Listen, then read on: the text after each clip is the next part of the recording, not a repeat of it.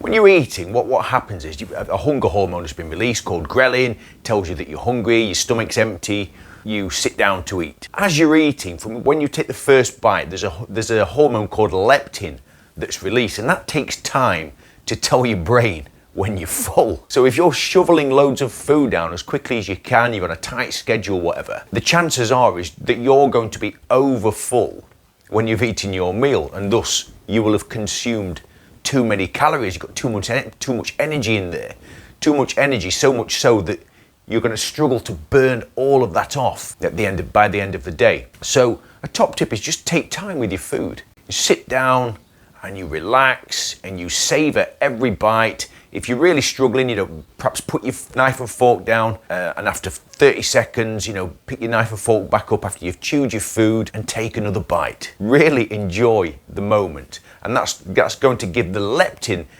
the amount of time that it needs to tell your brain that you're full. And once you do feel full, have a look at your plate. Is there anything left? And if there is, perhaps use it in an omelette the next day. Most things can be put into an omelette. And omelettes are really, really good for satiety. They sustain you until lunchtime, or save the food for another meal or whatever. And just be mindful of how much you've got left over after you feel full, so that when you prepare your next meal, you don't prepare too much food. Or you could prepare too much food and just be mindful of the fact that actually I'm going to leave some of that food and I'm going to use it in a meal the next day, and that will save you some time for meal preparation, and it's just more economical to do it. Leptin and ghrelin are much more complicated than that. Just slow down with your eating and just be mindful of how much you've got on your plate and how much you actually need.